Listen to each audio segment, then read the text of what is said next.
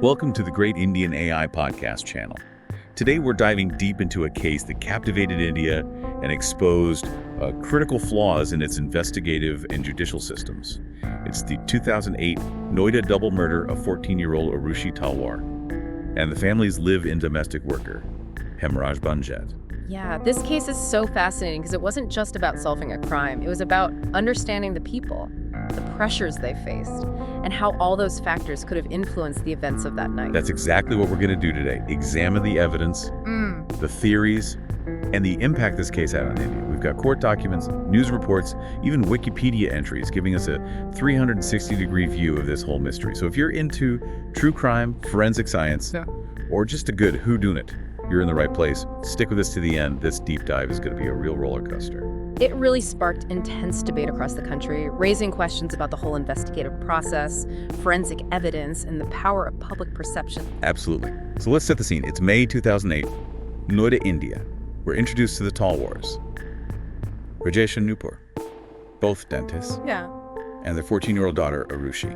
On the surface, they seem like an ordinary family, living a comfortable life. But as we dig deeper, we'll uncover some of the dynamics and relationships that make this so complex. Okay, so life seems to be going on as usual for the Talwars until May 16th, when their world is just shattered. Aarushi is found murdered in her own bedroom. Her throat was slit, and she had suffered blunt force trauma to the head. This is horrific discovery. No parent should ever have to face that. Initially, the suspicion falls on the family's live-in domestic worker, Hemraj Banjat, who is missing. Seems like an open-and-shut case at first. But that's where the first twist comes in. Right. Just a day later, Hemraj's body is found on the terrace of the Talwars' apartment. Like Aarushi, he had also suffered blunt force trauma to the head, and his throat had been slit. This changes everything. It's no longer a straightforward case of a servant possibly killing his employer's daughter. Now we have two victims, both brutally murdered in the same house. It raises more questions than answers. Absolutely. Was this a double murder by an unknown assailant? Were there two separate motives at play? And perhaps most importantly, where did the investigation go from there? Well, this is where things start to get complicated. Right from the beginning, the investigation was just riddled with errors, which really had a huge impact on how the case went. One of the first things that jumps out is the mishandling of the crime scene. It wasn't properly secured. Family, friends, even neighbors were allowed in before the forensics team arrived. Yeah, that's a critical mistake. It could have contaminated evidence, making it difficult to piece together what really happened. It makes you wonder, had the scene been preserved, could the outcome have been different? It's a question that I think continues to haunt this case, even today. But it wasn't just the crime scene. According to a report in Daily World, there was another major distraction for the Noida police that morning. Yes. The Prime Minister was visiting Noida that day, and a significant part of the police force was preoccupied with security arrangements for that visit. So instead of having a dedicated team, you had lower-ranking officers at the crime scene who were potentially overwhelmed and maybe lacked the experience to handle such a complex case. Wow, so we're already seeing how these external factors can have a direct impact on the pursuit of justice. And sadly, the missed opportunities don't stop there. We read that bloodstains leading to the terrace where Hemraj's body was eventually found were initially overlooked. And the terrace door itself, it was locked, and the police couldn't find the key, so they didn't even bother to check it for a whole day. That's a full 24 hours, where a crucial part of the crime scene was left unexamined, potentially allowing evidence to be tampered with or lost. It's almost unbelievable you're trying to solve a double murder, and a key piece of the puzzle is left untouched because of a missing key. You can only imagine the frustration and the added fuel this added to the fire. Public scrutiny, absolutely. And this brings us to the next chapter, the shifting suspects. It plays out like something out of a crime thriller. First, suspicion falls on a former servant, Vishnu Sharma, who had a potential motive. Hemraj had taken over his job, which could have caused resentment. But he had a rock-solid alibi. He was in Nepal at the time of the murders. So the focus shifts dramatically. And that's when this case takes on a whole new level of controversy and media attention. The spotlight now turns to Aarushi's parents, Rajesh and Nupur Talwar, and the media goes into overdrive. Remember, this was before social media, but the 247 news cycle was already in full swing. Reporters camped outside their home, analyzing every detail of their lives, often sensationalizing the story. It was a trial by media before they even stepped foot in the courtroom. Theories about honor killings, extramarital affairs, all sorts of salacious and unsubstantiated claims were circulating. It's a stark reminder of the power of the media to shape public opinion, and in some cases, prejudice the case before all the facts are in. And unfortunately for the Talwars, the public was quick to judge, condemning them based on these often unfounded narratives. Imagine trying to cope with the grief of losing your daughter, while simultaneously facing accusations and public scrutiny. It's hard to fathom that emotional toll, to have your world turned upside down, to be mourning the loss of your child, and then to become the prime suspect in her murder. It's a scenario that would test anyone's strength and resilience. Absolutely. And this is just the beginning of their ordeal. Yeah. As the investigation progresses, it only gets more convoluted. Yeah. So facing immense pressure and criticism, the Noida police hand over the case to the Central Bureau of Investigation, the CBI, India's premier investigative agency. You'd think that bringing in a more elite agency would help clear up the chaos, but in a strange twist, the mystery only deepens. Because initially, the CBI suspects 3 men associated with the family: Krishna Thedarai, an assistant at the Talwar's dental clinic, and 2 domestic servants. Raj Kumar and Vijay Mandal became the focus. Yeah, their theory was that these men had attempted to sexually assault Aarushi, killed her when she resisted, and then murdered Hemraj to silence him as a witness. A theory that seems to have been largely based on narco-analysis tests conducted on the suspects. Right, but this brings up a whole other set of ethical and legal questions. Absolutely. Narco-analysis, while sometimes used in investigations, is a highly controversial technique. The reliability of confessions obtained under the influence of truth serum is debatable, and there are concerns about potential coercion and the violation of an individual's right against self-incrimination. And to make matters even more confusing, there was that whole strange incident with the email address. Hemraj's name. Oh yes, the CBI created an email ID pretending to be Hemraj to communicate with the Talwars as part of their investigation. What were they hoping to achieve with that? Was it a psychological tactic to try and provoke a reaction from the Talwars? It's difficult to say for certain, but it definitely adds another layer of intrigue to this already complex case. And ultimately, despite these dramatic investigations and theories, the CBI couldn't find any solid evidence linking these 3 men to the murders, and they were released. So we're back to square one: a double murder, no clear suspects, and an investigation that seems to be going in circles. It's enough to make anyone wonder, will the truth ever come out? Yeah, a question that lingers even today, but the story doesn't end there. In 2009, the CBI hands the case over to yet another team, and guess what? They circle back to suspecting the parents. Oh, just when you think you've got a handle on things, another twist emerges. Yeah. So this new CBI team decides to re-examine the evidence. But why? What led them back to the parents? Well, that's a question we'll explore in part 2 of our deep dive. Stay tuned, because the case is just getting started. Welcome back to our deep dive into the Noida double murder case. When we left off, the CBI had gone through this roller coaster of suspects, ultimately circling back to Arushi's parents, Rajesh and Nupur Talwar. Yeah, it's a mind-boggling turn of events. They had initially cleared Rajesh, but this new team, led by SP Neelab Kishore, decided to re-examine the evidence and came to a completely different conclusion. This new team focused on what they called unexplained behavior by the parents and inconsistencies in their accounts of the night of the murders, but they didn't actually charge them. It's almost as if they were saying, we think he did it, but we don't have enough evidence to prove it. They filed what's called a closure report, essentially stating that they believe the crime was committed by Rajesh Talwar, but they couldn't gather enough evidence to proceed with prosecution. Yeah, the closure report, as you can imagine, caused an uproar.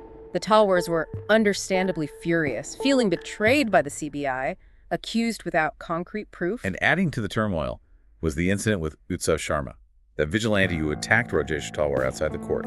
He claimed he was frustrated with the slow pace of the case and decided to take matters into his own hands. It's a chilling example of how public sentiment, fueled by all the media speculation and a perceived lack of justice, can lead to real-world consequences.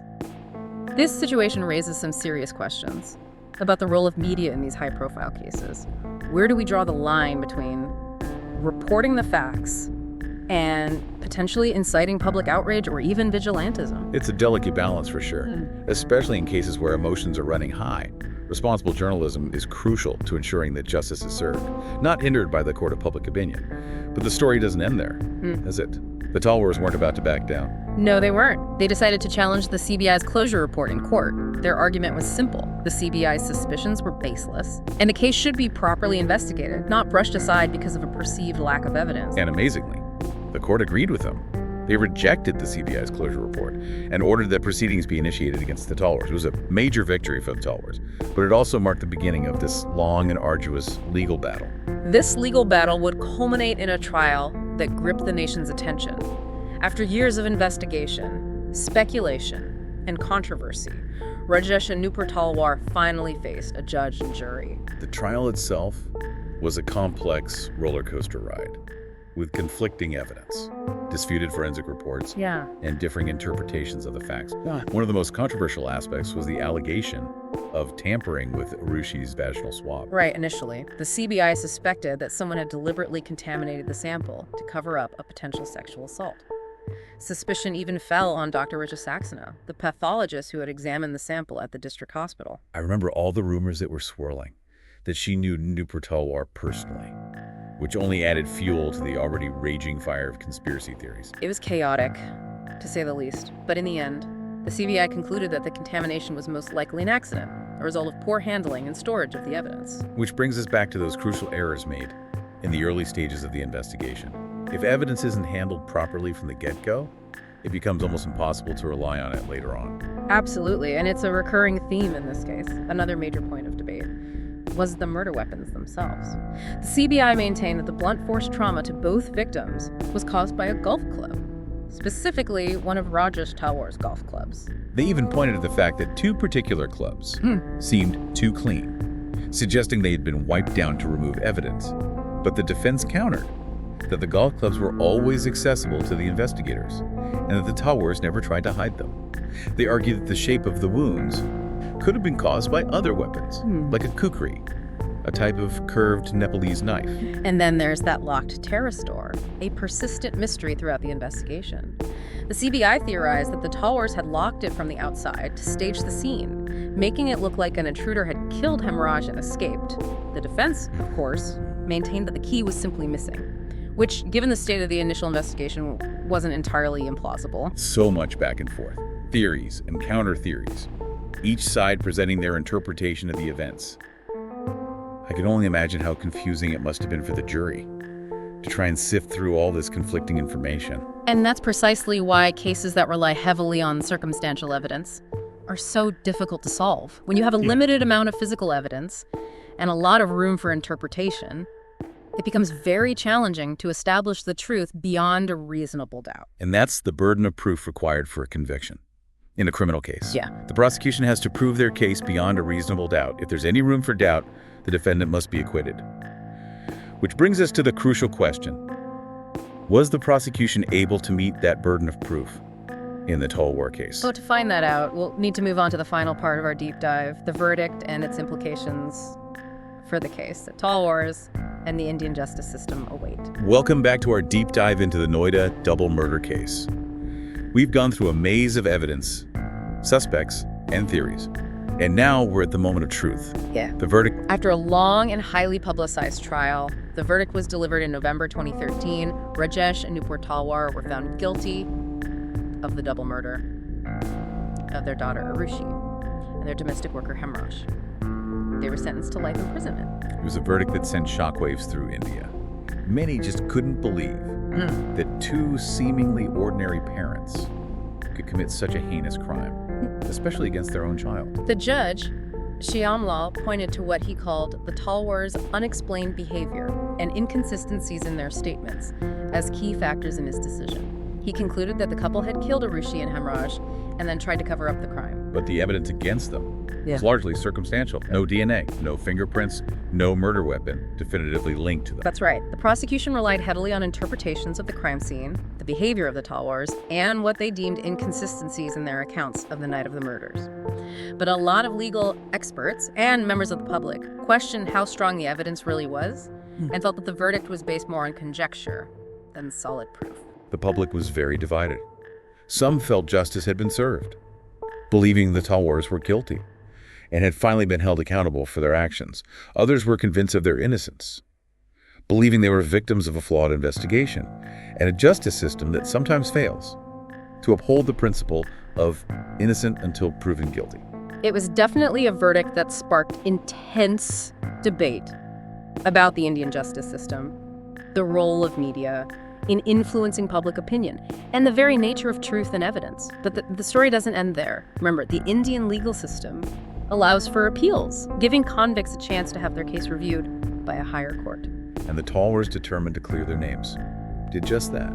They appealed their conviction to the Allahabad High Court, hoping a fresh perspective and a thorough re-examination of the evidence might lead to a different outcome. Their appeal focused on those key points of contention we've been discussing: the lack of direct evidence linking them to the crime, the disputed forensic reports, the questionable interpretations of their behavior, and the overall weakness of the circumstantial evidence against them. Right, they also highlighted crucial evidence that the trial court had overlooked: the presence of unidentified DNA at the crime scene, and the fact that the terrace door where Hemraj's body was found was locked from the inside.